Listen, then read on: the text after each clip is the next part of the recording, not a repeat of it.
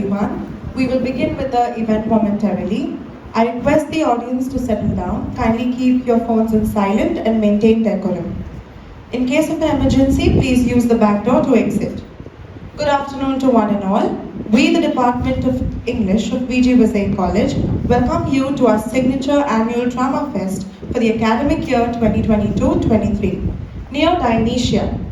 On this day, we are honored by the support of Professor Dr. Preeta Nilesh, Principal Vaze College, Vice Principal Degree College, C.A.N.L. Nayak, Professor Dinesh Kumar Nair, Dean of Research, Head Department of English, Dr. Tanvi Joshi, Convener ELA, and our thrilled spectators. We would like to extend our heartfelt gratitude towards Sarthea Tours and Travels for their generous support in making this fest come to life. Further, we would like to thank Emirates Airlines for our refreshment sponsors, partnered with Paradise in making this event a success. To make this Drama Fest more happening, we have stalls set up by Zen Sans, the Crescent Store, Cupcakes by Shravani, Beauty and Feast, and the Indian K-pop store. I request you all to have a look at them.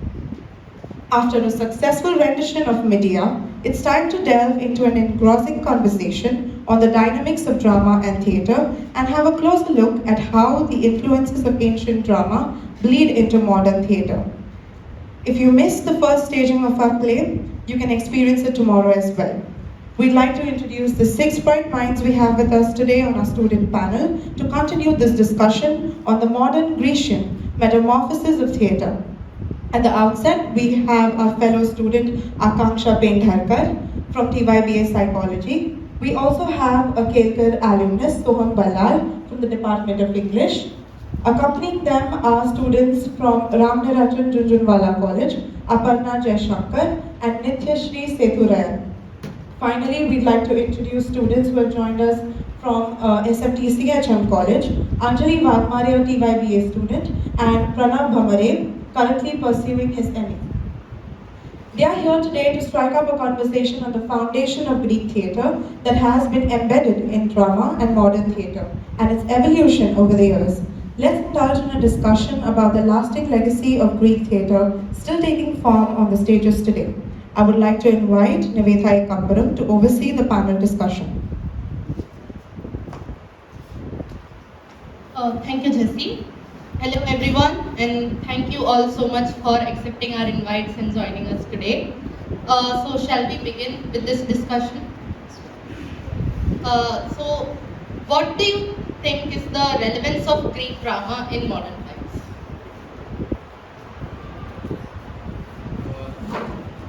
So if you just discuss about a Greek drama is a beauty in itself, I can just say, because the connections of the people and the tragedy, the satire which is mentioned over in the Greek drama especially makes Greek drama different from others, I would say. And talking about the connections of it in a modern drama, we could just say that there are a lot of aspects of Greek drama which have been taken from the Greek drama in the ancient times. Rather it be a Thespis, Euripides, or some other Greek dramatist in the ancient times who had just adopted, who the people of the modern dramatists have adopted their work and they are working with a connection or a remarkability or the what is the mixture of them in their drama. So I could just it can be a great epitome or a great example of how the adaptation should be taken in the modern times.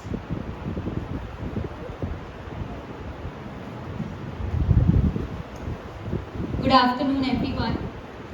I would like to point out the fact that when we try to imbibe the essence of drama, we can't look at the present or try to comprehend the present or future without knowing the history. So since we know that the Greeks are associated with the invention of drama, it's very important to go way back into their inventions, their modes of dramatic art forms that they put up on their stage. In today's world, we have come from amphitheaters to a sort of theatre, the third theatre which was started in India by Badal Sarkar, where the theatre comes to you. In amphitheatre, 10 to 18,000 people had to gather and sit on tiered stone seats, watch the play, and it was not very efficient way of portraying the dramatic form. But now today we have these portable, flexible, almost free of cost drama that comes to you. So the whole evolution that we see today, it brings about a combination of didactic reasoning, wherein it tries to teach you as well as entertain you. So I find this combination to be very wholesome, where you are entertained but you also learn about things.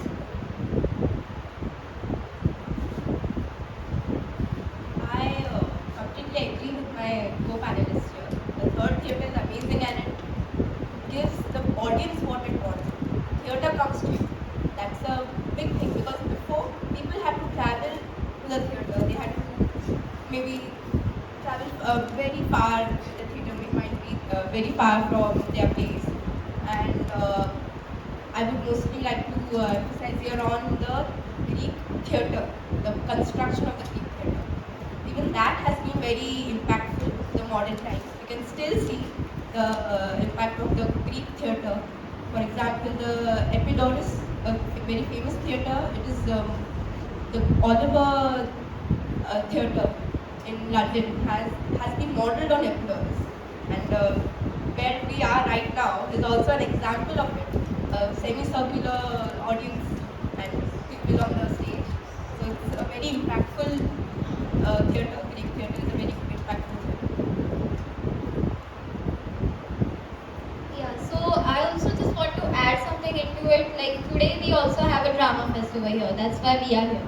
And we can trace its existence back to the Greek festival, the Greek theatre festival they used to have in the praise of their god Dionysus, that was known as the Dionysia, and today we are having the Neo-Dionysia, that is, we can also trace its existence back to the theatre festival and the Greek festivals. So at that time, Grecians used to do one thing, that they used to release the prisoners to watch the Greek plays, to just preserve the culture of theatre and preserving their costumes and the satirical comedy they used to have and the revenge tragic plays, just to preserve their own culture of the play and to show everyone that why preserving art is so much important for a civilization to survive. Yeah, so I would just like to point out one thing that these people have said, but there is one very good word for it, and that is legacy. Why is Greek theatre important? Well, let me ask you, you watch T20 cricket. Why is Test cricket important? The main reason behind it, why people watch Test cricket, well, tomorrow is another test for the Vaviskar trophy. But why do we watch Test cricket is the reason legacy. We know that there is a notion of purity attached to it. Greek theatre can be considered to be the purest form of Western theatre ever imagined, because it was the first. Anything that is the first is always attached with the notion of purity along with it. It transcends any rules that we have set in the modern norm. That kind of transcendentalism is only maintained when something is as ancient and as relevant today as Greek theatre. A parallel can still be called as like Sanskrit theatre back in the day, when we had Indian plays in ancient times. I'm going to make sure that we have those parallels because those were two contemporary arts that coexisted similar times and still had the same impact on theatre the same way we have. It's basically, as an actor, as a writer, as a director, as a playwright, as anyone who knows a thing or two about plays, that this is the milestone that you would look up at. That's the relevance, that's the basic relevance of Greek theatre, I would say. So I would really agree to that point that the thing which is first is completely a genuine thing which can be praised, right? So if you just take about from tracing back to the history of the Greek, that the Greek has its complete innocence in itself. I would say how? Because every play, rather it be a Abrahamic mythology or rather it be a Greek mythology, it all starts with a god. And as my friend just mentioned that it was a praise towards a Dionysia. He was a god of misery and what we say wine and all these things, cherishness and drama. So it is a gift which a human is giving to the god Dionysia, that playing a drama in front of him will make him happy, and itself it will be bring happiness among the people. So there was some sort of innocence in the Greek people that giving a drama not for the people but for the god. It is itself a purity in itself. as he has just mentioned that it is a purest notion, I accept it. And another thing, that talking about a religion again, it all started with the religion, and the woman firstly was not allowed by play for a play, right? And later when it was evaluated, first the Thespis, or playwright named Thespis, just mentioned that a person can wear a costume in the play, and later he can just play it. And after that, when these things never happens at a one time, I will just say, it takes time to evolve.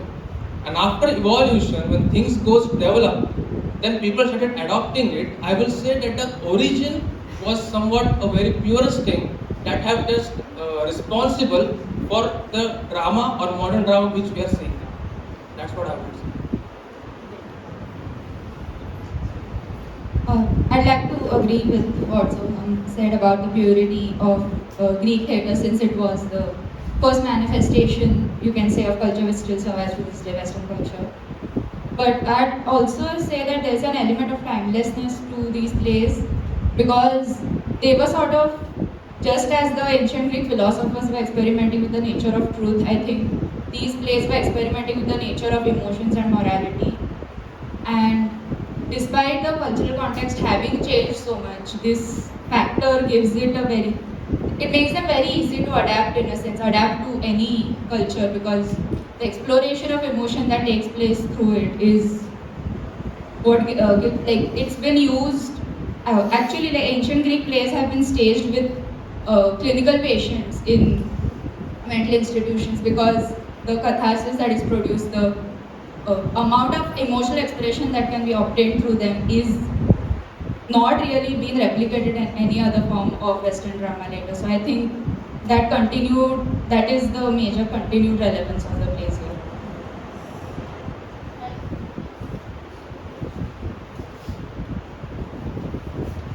I do agree with all of your points, and it is true that everything that happens now is because of everything that happened in the past. So our second question is that Greek mythology is a very important aspect of Greek drama. So what is your comment on that? So talking about Greek mythology, I will just say it's one of my favorite mythology, which I kept on reading again and again. Why? There are a lot of reasons to it. But talking about from the origin, there's a creation of world according to the Greek mythology, how the Cronus and Gaia and Rhea, all these things, all these characters mentioned, and from how it got evolved and how the Zeus got born and he take a revenge of his father of his own. So in every aspect of Greek characters, there is some message which writer wants to show.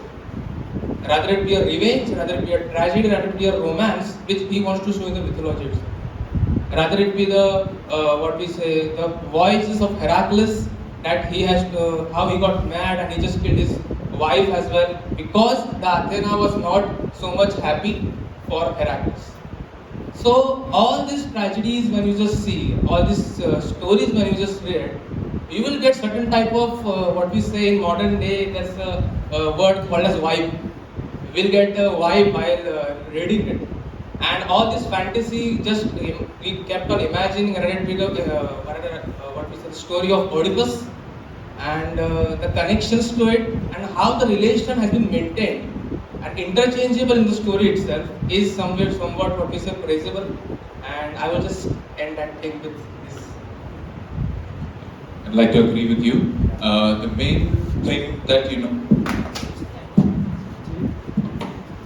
Okay, so the main thing that a Greek play has, it's mythology. The reason why mythology works so effectively, it's because we are not portrayed. Humans are not portrayed. We idolize someone on stage. We know that there is. I'm going to reference Prometheus Bound here. Prometheus Bound was basically the milestone of Greek theatre for me when I started reading it, because it was the first play I read. And the main reason why I resonated with most of the characters, it's like even a goddess like Io can go through such things that Zeus put her through. Even Prometheus has to have his liver eaten every day just to make sure that he is a beacon for people. He's a beacon that he stole fire from Zeus. He's a rebel against tyrants. this is what makes, it's a strong storyline, strong characters, maybe some flaws here and there, but it gives us a sense of humanization. It's anthropomorphizing gods. The main reason behind it is that gods can have flaws too. And so we are allowed some. We are allowed some as humans. So we are allowed like our stubborn ideals, we are allowed our stances on society, basic social interactions, whatever we do, we are allowed that because the gods have done it. So it's kind of like a rudimentary technique, but then back in the day, these rudimentary beliefs were the foundation of society. So obviously mythology will play a huge factor. So certainly I will just agree with your point that humans are allowed. But rather than if you just take these things in a different way, if we can just say that seeing the stories of gods, we can just say that even the gods who had done a mistake in their life had to face the consequences of it.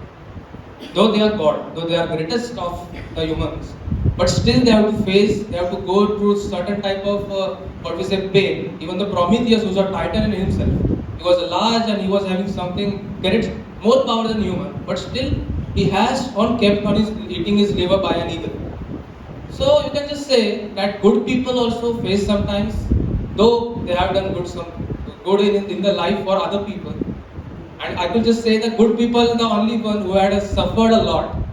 And that's what the mythology wants to represent, that this is the life of the human as well. The more you do good to the people, the more you have to go to the pain. And you have to embrace the pain rather than just being a person sitting at the sorrow and sobbing himself. The pain is a gift to you, a gift for the good people.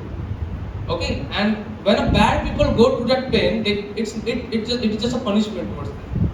It's all about the point of view, it's all about the positivity, it's all about the strongness and chivalry. I could say that every mythology, including the Greek mythology, had just denoted in themselves. As everyone said that we can trace back the Greek drama to the Greek mythology, because every drama that we read in Greek, that is based on the mythology. Because in Greek mythology we can see that gods also show emotions. They are also given the power of jealousy or the pride or the love and also the greed that we humans convey. Because there is one myth in Greek that Zeus was jealous of people, and originally human had 4 legs and 4 hands and 2 heads. So he separated them because then they would have been powerful than him. That's why he separated them and gave them a life full of misery and trying to find them out.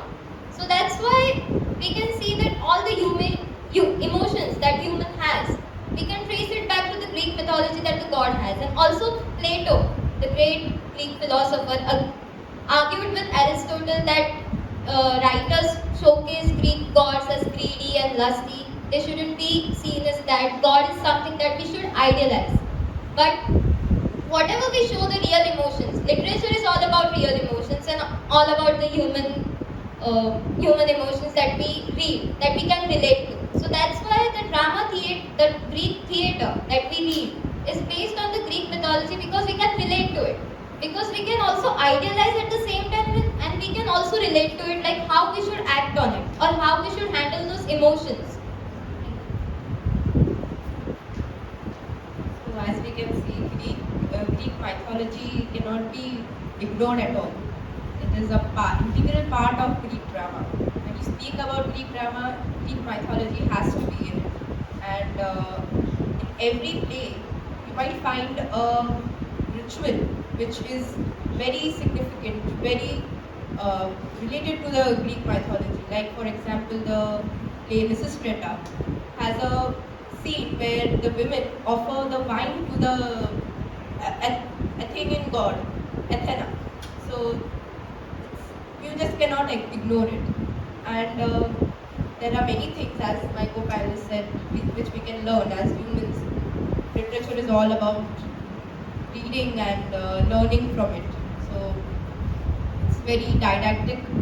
We cannot ignore it at all.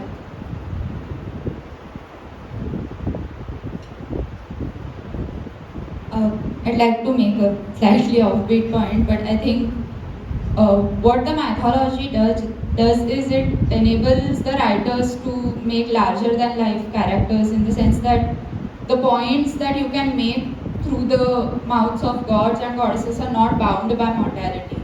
So they can pronounce a statement, and the elements themselves, the earth itself will sort of come alive to exact that. So it intensifies the emotion that the playwright wants the audience to feel in that sense. And in a way, it's also the motive behind the most heroic actions that we see in the play. The only example I can think of right now is in Antigone, where the reason she wants to bury her brother is that is the proper rites which have to be followed. And without that element of mythology and that sort of fear or reverence of the gods, I think a lot of the motive behind most of the plays would be lost. So that's the importance of mythology in that, according to me. Mythological stories are not just simply legends. They have a purpose. They carry a reason in themselves. If we look at all of these plays, they always tend to supply us with some sort of a life lesson, some morals, some values or virtues that we can take away. So it sort of expands our mind's horizon, wherein we come across a situation where we are completely clueless. We can sort of go back to the plays that we had seen, and we can sort of understand the plight of the characters that they had gone through, and sort of I would say put us in their situations and try to solve the problem as they had. For example, I would say Achilles. In Homer's Iliad, it's mentioned that he had an indestructible armor. It was almost like fighting somebody who will never be, you can never sort of, stand up in front of him as an equal opponent. It was not possible. But we also learn of his death, where he was shot on his heel, and therefore we learn of Achilles' heel. So this teaches us that even the greatest of us can have weaknesses. And there is also this myth of Narcissus, who was cursed to fall in love with his own reflection. He sees his reflection in a pond. He sits by the pond and eventually dies because of starvation. So this teaches us that it's not always the outer beauty that matters in the world. Inner beauty, what you have inside of you, how you care for others, how you lead your civilization is what matters. So as she just discussed regarding the fall of Troy, that is Achilles, the greatest hero of Troy, the war, Trojan Wars, I will just say. I can just remind the term which is mentioned by Aristotle here, that is hamartia. That is a clause, means the one reason which makes the hero of the story fall. And again, there is a contradictory thing, that is a peripetia, that is a reversal of terms. So I will just say that everyone, now the humans also, even the demigods also in the Greek mythology, and even the gods also, the greatest of gods also, had a hamartia in themselves. And the hamartia is only the reason that there was a fall in their own stories.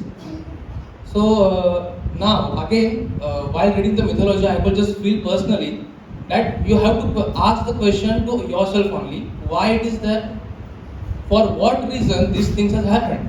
Now if you just talk about the fall of Troy here, do you really think that just for the competition there was a Trojan war, the greatest war? Why? Because who is the beauty? Even Athena, Aphrodite, or anyone? Just a little quarrel between the goddesses. What they do is they just they just ask the prince of Troy that who is the beauty, and in return what they have offer. One offer a greatest kingdom, one offer a beautiful lady, that is Helena. And of course he goes for a Helena, and the one goddesses who gave him Helena, just that was the reason that when some prince goes in the Spartan and he just take off Helena, and this is where the Trojan War started. So do you really think that it can be a really great example that just due to some small thing that can the consequences can be a great. Okay, means sometimes you can just imagine in your life that a small thing had happened due to some small quarrel, and you just thought that it's a small thing, but the consequences are a lot more greater in the future. Means you can just take there's a saying that just by the lighting of matchbox that there can be a great flame. And this what happened in Trojan War itself. Lot of families were died, lot of girls, lot of women, lot of wives were widowed. So that can be worth learning from the Greek mythology. So there's one thing I want to mention here. So obviously I agree with your point, and just to elaborate on that, it's basically about human perception through the ages as well. How we perceive mythology here, right now. It's not the same as how they perceived it 50 years ago, 500 years ago. Maybe they would have perceived it differently. The reason why I'm bringing this up is that maybe if you ask a person from 1680 or something why Perseus slayed Medusa, his reason will be different. Ours will be different. Medusa was slayed because of injustice to us. You know, like, of course, there was Poseidon and Zeus involved. It would be injustice. So there was this. You could ask in 2023, you'll get this response. But 500 years ago, this might not have been the case. 500 years ago, mythology would have still been the foundation of mindsets. And that's why they would have known, no, Medusa is just a cruel being. That's why Perseus slayed her. Perseus did a noble deed. Well, the question of nobility comes into picture here itself. So that's the main thing. Our perception of reality, we change it according to what the era suggested us. You know, right now, this is the main talking point of Perseus versus Medusa. Maybe it wasn't back then, but one thing remains constant in all of these things is mythology. The myth remains the same. Our perceptions change. That's it. So maybe one of the universal themes of gods and demigods not being perfect is why Greek mythology and drama are still relevant today. So our next question is also tied to this. So one of the similarities that Indians and Grecians share is their diverse and rich cultural roots. So how do you think that plays into our perception of Greek mythology, Indian specifically? So, I'd just like to say one thing. Have you ever noticed the similarities between Zeus and Indra? That's it. That's my point. Simply, that's my point. The reason why it is so similar, the reason why Bharat Muni's Natya Shastra and the reason why Greek theatre is so similar, is because they are all based on permutations and combinations of the same thing. We humans act as one single template. It's just that we are a mixture of all the colors in the world. There are 26,000 million colors in the world, and we are just a mixture of those. That's the main thing. Our colors change, our personalities change, our mindsets, our way of thinking, all of them change, but we follow a similar template to everything. Each play, as explained by Bharat Muni, follows the same template of 7 different formulas, be it a tragedy, be it a comedy, melodrama, farce, whatever, be it an absurd play even. They follow the same permutation combination as it was in, say, other plays. That is why we find similarities. And that is why the Indian perception of Greek drama also matters, because you can run parallels. You can resonate with these, with the stories that you have learned through Dadima's kahanis in childhood. That is what you resonate with. It's like Zeus was very cruel. Well, of course, Indra was too. And that's the main thing, you know. Hercules was so brave. Well, of course, Arjun was too. Who are they? Sons of Zeus, sons of Indra. That's the main thing. That's the baseline when you need to approach Indian perception. Now, Indian perception of this is basically very rejective. You can see yourself becoming a victim. Why should I learn a Greek play? I should much rather learn about an Indian play, because that is more important for me. Or you can find yourself rejected to Indian plays. Like, why should I learn an Indian play? There is a Greek play happening. That's that. So it's basically we should demarcate those parallels ourselves. We should maintain that, you know, both of those mythologies are very important, and both of those plays play a similar factor. Soliloquies are present in everything, every one of Greek plays and every one of Indian plays. So, you know, we should maintain that perspective on board. That is the main Indian perception point I have. So, as she has asked the question that what can be the relevance between Indian and Greek mythology in itself. So, technically, if you can just study that thing, even the character, if you just see a practically thing, that even the representation of hero, you can just see it's same in the play of Indian and Greek as well. For example, I can just give there's a writer who is known as Joseph Campbell. He had just mentioned the qualities of a hero, how his story develops when he goes out, he struggles, he's what we say, there's a climax in his story, and how his own people betray him, and later how things were all good in the end. It's the same in Indian also. For example, if you can just see the South Indian movies, especially all things are so much fast and all things develop so much fast in the story, it all ends in a better manner. Whatever the problem he is facing. The same is in Greek. And technically, if you just see the body shapes of the hero, he's a broad shoulder, he has a curly hair, and same in Indian also. You can just see that there are a lot of greater connections in between two as well. So I will just say that these two aspects of Indian as well as Greek goes hand in hand in between themselves. That's it. I would like to make mention that Greek theatre and Indian theatre was kind of related to each other in relevance, because all the theatres and all the dramas that came into existence was after the Greek civilization. All the civilization, Roman civilization and everything came after the Greek civilization. So I just want to say that the Greek mythology and the Indian mythology shows the same thing. The sufferings of the god, pride and fighting for the love, like Krishna, Radha, everything we can see the examples of them. And also, as my co-panelist mentioned about Indra, and he was also jealous, like Zeus was jealous of human, Indra was also jealous. He also portrayed that quality when Krishna did that Govardhan mountain on his little finger, he pulled it out. So he was jealous of him. So we can see that Greek mythology has its relevance in Indians too, as it was deep rooted. All the drama and theatre has their own some set of rules, like how to write. Like Sanegan has given the rules of the tragedy, that there should be a play in the play, or the revenge, or the family member taking revenge on the other family member, as we can see in the Sanegan tragedy. So everything, the rules that are given by the Greek civilization can also be seen in the Indian civilization and the Indian plays.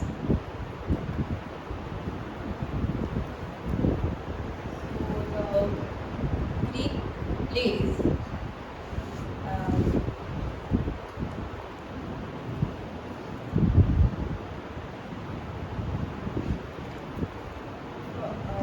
I would like to continue this after some time. So yeah, that's fine. I just add one more point, that one of the other similarities would probably be the determinism that is sort of seen in both of the plays. But another thing is, this isn't from a play exactly, but in the Mahabharata, Pandu says this, that yes, destiny is written, but it is destiny and human effort together that characterize the flow of time. Without human effort, destiny cannot take the road that it has mapped out. And I think that's another thing we also see in the ancient Greek plays, that yes, like in Oedipus, for example, we know what's going to happen. It is inevitable. It's because of things that have happened in the past. But at the same time, the hamartia comes into play. At the same time, the tragic hero's actions, even if they're understandable, they are still ultimately his own downfall. It's not purely destiny and it's not purely human action. That sort of interplay, I think, is also common between both of these cultures. So I wanted to talk about the catharsis, and it has a slight similarity with rasa theory of Indian culture. As we can see, catharsis is the purgation and purification of emotion. Even rasa, in a form, brings out the emotions in the audience. People can really feel what the actor is portraying. It is clearly given out to the audience, and But a slight difference between this is, as Aristotle said in his Poetics, that it is mostly accustomed to tragedies, whereas Rasa has 9 different emotions, and actors can bring out all kinds of emotions from happiness to ecstasy, sadness, everything out of the audience. But Aristotle mainly associated it with tragedies. But as we see, according to as the time progressed, we can also see that catharsis can be put into other emotions as well. It also brings out happiness. It's not only applicable to tragedies anymore. Mythology, my co-panelists did draw comparisons between Zeus and Lord Indra. Very well agreed. There are a few more similarities that we can draw. For example, Hermes with Narada, both were messengers of God. Where we have the Saptarishis, they have the concept of 7 sisters, both are the clusters of stars. Then there is another comparison that can be drawn between Achilles and Karna. Both had an indestructible armor. Both were requested by their mothers to not participate in the war. So there are comparisons definitely, and the themes that Greek mythology addressed is definitely boundaryless and timeless. The themes of valor, excessive pride leading to their downfall. All of these definitely can be, reflected and mirrored in our mythology. But let us also see the part of this conversation where we do on the aspects on which we do not agree, or the Indian perception doesn't agree or sort of encourage the Greek mythology. For example, if we look at the myth of god Cronus swallowing his children just because he was informed of a prophecy that his children would overthrow him. So every time a child was born, he would just swallow them because he didn't want to give up his power, he didn't want to give up the privilege that he was holding.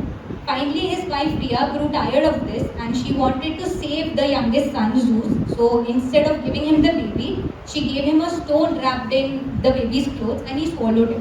Zeus grew up and he overthrew his father. So this again tells us that we cannot escape destiny.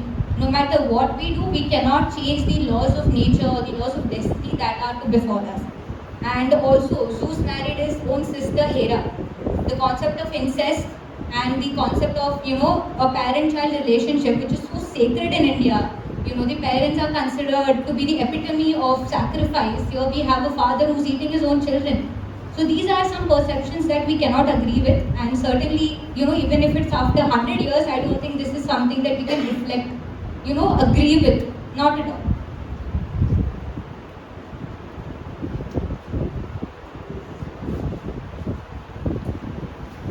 Some themes are overarching in both the myths, and maybe those are so embedded in our collective unconscious of sorts, and that's what makes them so relevant to us as well. So our next question is that there are so many people involved in making drama or performing a play. So and it is not just limited to the stage. So what role do you think the spectators play in drama? And especially in Greek theatre?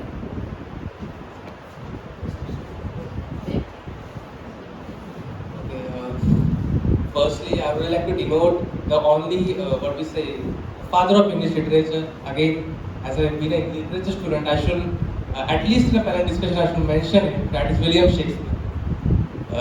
Every plays, in most of the plays, he had already mentioned his Greek love towards his plays. Every character has a Greek depiction in it. Even the stories of plays, and even how the things stage interchangeably in his plays and how the climax takes place, all these things he had adopted from Greek. So we can just see how much there is a great impact of Greek mythology on him. And these things get developed day by day. There are 4 stages of William Shakespeare, I will just say. One is the one at the very beginning, there's a development phase, there's a maturity phase, and there's a golden phase of him. And each stage can just see that the characters, the story of characters, and all the involvement of the characters gets developed. All these things has been adopted from the Greek. So I could just say that the plays from Elizabeth period, not just Elizabeth, but I could just say before the Elizabethan period, the play or dramatist has been influenced by Greek mythology itself. Why? Because again the story, the concept, the themes are so much unique compared to other mythology. So this can be a point. So, the role of the spectators, as the question is, I can only say that the role of the spectator is to receive pleasure or the lessons from the drama that we see. Like the drama or the literature that is written is only for a pleasure principle of the people. We can also see that people can look up to the gods, like the Greek mythology, as we discussed in the first and the second question. So I just it's like the spectators receive the pleasure principle, and we can actually put it into the daily lives, put it into our daily lives, and have some effect of it. Like what we read is what we become. A reader lives 1,000 lives, we say. So it is like that. Whatever the spectator sees or watches is what they become or what they adapt in their life. So the role of the spectator is to receive maximum pleasure and maximum life lessons that they can take from a particular drama or a theatre, and especially from the Greek theatre. So again, giving a little example of the reflection of Greek characters, that is Christopher Marlowe's very famous work is there, that is Dr. Faustus. And even there's again the concept of Icarus. It's a Greek character, and how his ambitions led him to his downfall. Means a person can do anything to achieve that thing, rather it be a bad means also. Same happens with Dr. Faustus, that he had a contract with the devil, and Mephistopheles is the slave of Lucifer. He just came and assisted him, and after 24 years, what happened is the downfall of him. It's the death of him. So I will just say that can be an example that how the spectatorship can be taken by the people. That you should learn from the characters. You should take emotions. You could just represent. You could just introspect yourself reading the character.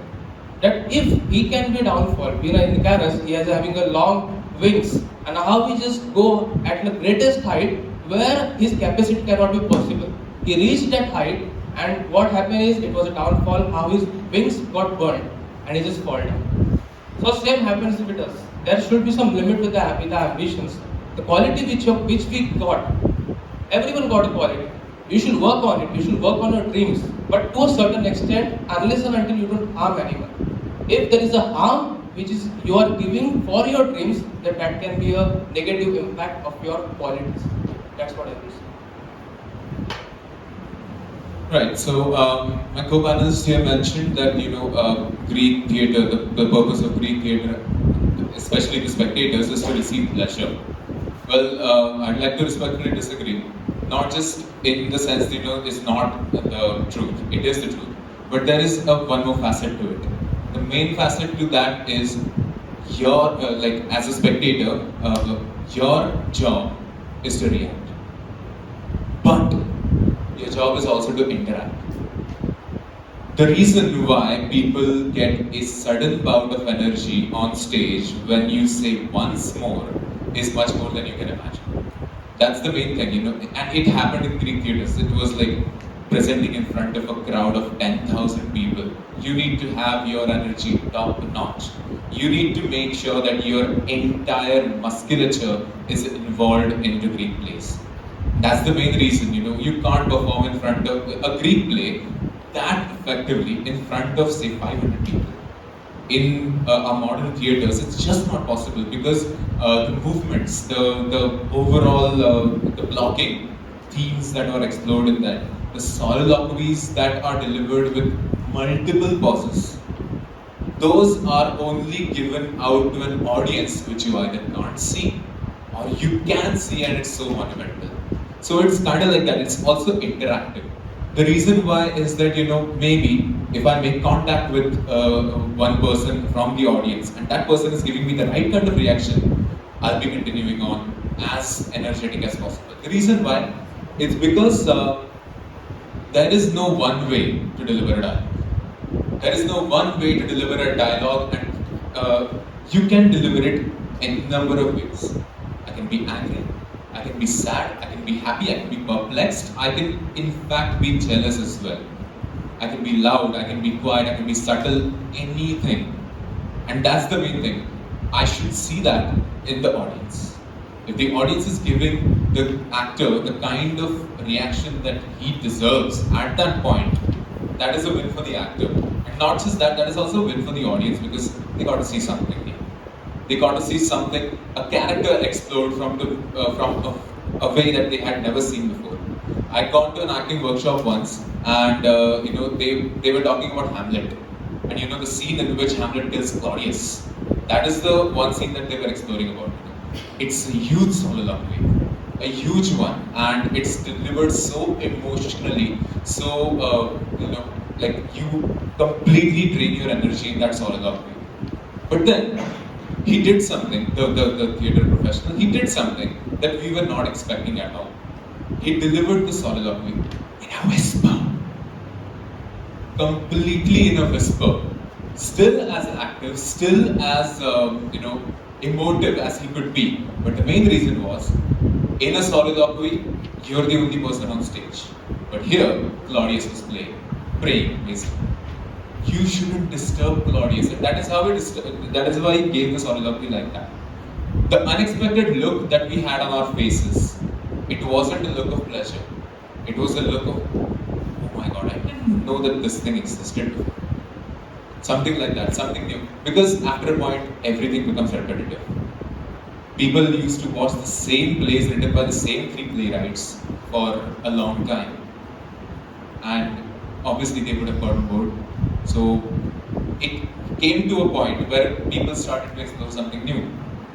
And experimentalism was a concept explored way before than it ever existed in literature. So it's basically like that. The audience plays that kind of a role as well. You interact with the actor on stage, with the director in the backstage. That is the main thing.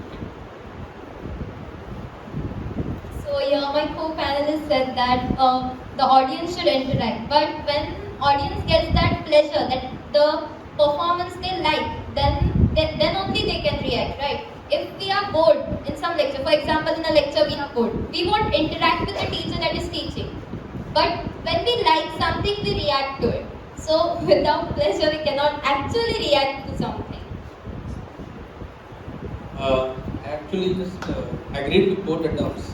But being a literature student, I will just say be a critic while seeing the play.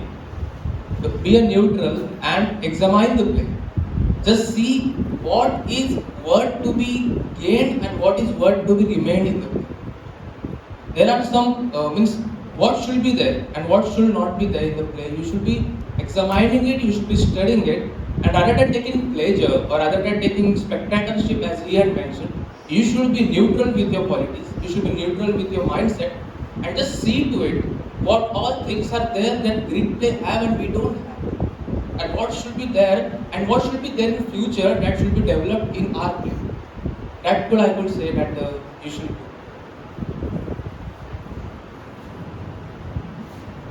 I'd like to attempt to resolve the disagreement that came up between two of my co-panelists by just saying maybe what the audience needs to feel is stimulated, like maybe emotionally, maybe just cognitively. Once that happens, they are engaged enough. And to add to Soham's point again, if your audience is numbering in the thousands, the thing is, the crowd will amplify the emotions of themselves. Like if one audience member is enraptured with the play, it will spread, amplify, and that will be the feedback that the actor gets to energize himself as well. And again, every performance is different. Same play, same actors. Every performance is still different, and the audience is the only one who is having the knowledge of everything that is happening on stage. Now, within the context of the play, you can say obviously the audience knows more than any of the characters. In a sense, they know more than the actors as well. There is some information that their perspective offers which the actors themselves don't have. And so that sort of makes it a two-way communication thing, which sort of makes every single performance unique in itself, I think. I find Greek plays to have both the qualities, the debate that's going on here. It is heavily didactic as well as it gives the audience what they want. Escape from reality or their daily mundane jobs. Or they just want to be left wandering in their imaginations. They want to experience the downfall of the hero extremely, or they want to experience the ecstasy of the happiness of what the hero or the person, the actor is experiencing. So I feel it's both. It's didactic, heavily didactic. Nobody can disagree with it, and people can definitely take the values with of the play. There is a value in every play, every Greek play, a virtue which you can take. So people take that as well as they get entertained, and it's really amazing. The word didactic comes from the Greek word didaskalos, which means teacher, and this was a word associated with playwrights. So I would like to bring in the analogy of the playwrights and the actors as teachers and the audience as students. So when the actors or playwrights, they present a play, they do have certain notions in their mind that, I want the audience to, take away this moral lesson, or I want them to, see this way of living life. And when teachers, come into our lectures and with their prepared materials, they teach with the intention that the students should absorb what I am teaching, think over what I am teaching, and do their own research into understanding, developing their own understanding, so that they themselves can become teachers one day. Not necessarily as a professional, or even in general, like you can always educate people. So I think it's always important to put our thinking caps on. Definitely escapism is an aspect which we sometimes do need in life, but it's not always okay to be blind, just to find escapism in everything. It's necessary to put on our thinking caps. So after watching a play, it's necessary for us to have a discussion over it, to have a debate over it, to sort of read between the lines, to sort of unveil what has not been shown on the stage and what we can take away from it.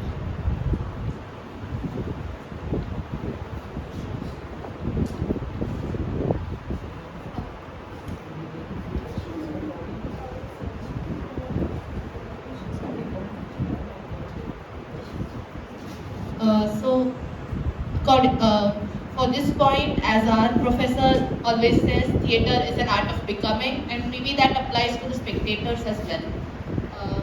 So our next question is, we'll take up the last question. So what do you think is the most admirable feature of Greek drama that is still present today in modern theatre? Admirable factor can be only one, that is tragedy. Means Greek is itself. If a second name is given to Greek, that can be a tragedy as well. Because Greeks are masters in tragedy. The way they show, the way they depict tragedy is itself a beauty, and I could say that can be a most remarkable thing in Greek.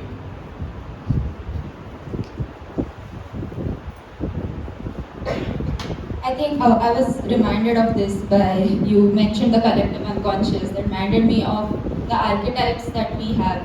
They were formalized in psychology by Carl Jung, but even before that, they are the sort of, the archetypes that you notice in every sort of play here, we can say. And I think that is a notion that's been carried down and which is still continued in modern theatre, because it's just so effective in conveying whatever message that the play wants to convey. And I think the persistence of that proves its effectiveness all over again. So I think that's the most admirable feature that we can still see persisting.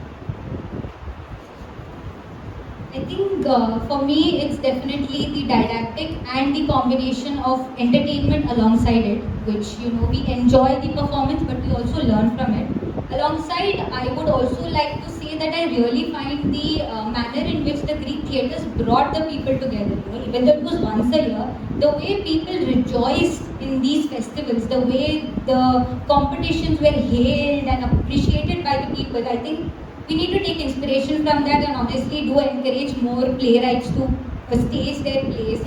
We will be there as an audience to encourage them and to sort of make an advancement in the field of theatre even today.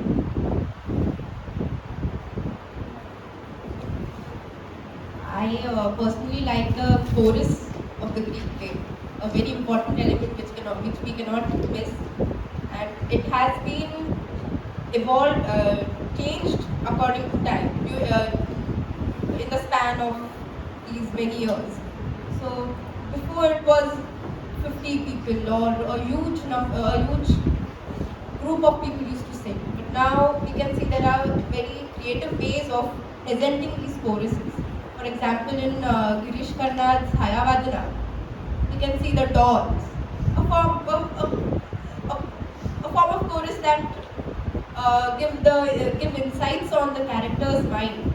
They talk about what the character is actually thinking, and there is actually a chorus as well.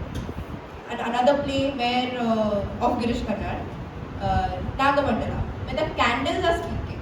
It's a very creative way of introducing the chorus. So the chorus has been there always and it has never left. It's an important part. So the most admirable feature of Greek drama is at its base, it's very technically sound. You cannot have a good play if you don't know the techniques of it. The main thing that comes to mind is you don't have a stage like this. You have a semicircular stage. You need to make sure that you do not show your back at an angle of 180 degrees. That's a very hard thing to do, especially when you're in the flow. Because in the flow, if you turn around too much, things are going to go awry. Blocking is another thing that comes to mind. Like these are all things that you might have learned from your experience in Drama Fest itself. If you move 5 steps and you take a 6th step just to stabilize yourself, the entire play goes on. Because the second character might not move as much. So it's very rigid, but in a good way. It's also very rhythmic. The inclusion of chorus, like my co-panelist said, not just that, maybe the inclusion of songs, the whole idea that it's a festival, that it's bringing all those people together, masks and stuff like that, they carry out processions in between Greek plays and stuff. That is also very rhythmic. The rhythm that it provides to the audience, it's kind of like, it leads you into the narrative at a very base level. So being technically sound, you can perform a Greek play in complete natural light without any sound system or whatever.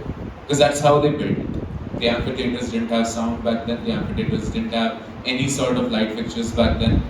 That is how they built it, and that is how you can do it too. It's a great addition, obviously. The sound and light are there, so we can not have to worry about so much. But that's the main thing. I come back to my point of using your entire musculature to emote yourself. Because if you don't do that, people are not going to understand the depth of the character that was explored by the writer. Like Prometheus is completely bound, literally. So he needs to have the most amount of emotive facial expressions on stage so that his struggles are seen. You can portray Prometheus as a person who's hurting while he's speaking the dialogue. Its liver is being eaten, so you can portray him like that. But then for that, you need to understand that how big of a scale you need to measure yourself at. It's a very, I read this in an article somewhere, I don't remember it, but then somewhat along the lines of, while portraying larger than life characters, you have to be a larger than life person on stage. So that is one aspect that I think is the most admirable feature, technically sound. So another one very important aspect which I really love about Greek is the audience are liberal, and even the themes and the stories are too much liberal in the Greek. Because if you just compare this thing in India, there might be something. If we just show the story of Oedipus to the people, there might be censor type thing in India. But in Greek, they take it very liberally, and even the character story, even the play is so much liberal that they take it as a positive thing in the life. So I will just say that can be a very important thing, that unless and until the play or dramatist or a character or actors didn't get the liberality to show themselves, they cannot give their best. Means if there is some what we say the compression which they are experiencing, their expression cannot be good. The way they are presenting cannot be so much confident. So I will just say that this thing should be taken in India. Now it is developing nowadays. Now audience is also liberal. We are a new youth, new Gen Z generation that people take it in a very different manner. But back then it was a problem. So I will just say that way. Yeah, so the admirable feature about the Greek drama I found is that the characters in the play, like they might be the greatest gods and the warriors, but they have their one weakness, and that the audience can relate to it. And as the co-panelist said, that the archetypes that we have in our mind is that if a person is working very hard, so we can compare it to the Greek warriors or the Greek person or a Greek character, like he is hardworking as a Hercules. So we can compare it. We have that archetypes rooted in our brains that we have gotten from the Grecian dramas and the plays. So the admirable feature I found in the Greek theatre and the drama is that the characters of the play and the costumes and their dialogues, everything is on point. So I just want to conclude that whatever we see or whatever we read or whatever we watch in a play, and in the Greek play specifically, is what we can see in others too. Like Hamlet. Hamlet is also based on the Greek tragedy. Like how he takes revenge on the Claudius. So that was also based on the Senegal tragedy. So this is what I want to say. The characters of the Greek.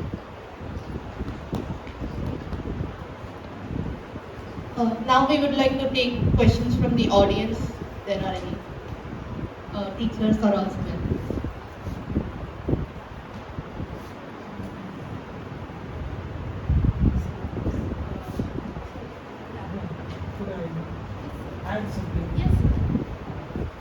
I don't have a question per se, but I would like to add a couple of points to the whole discussion.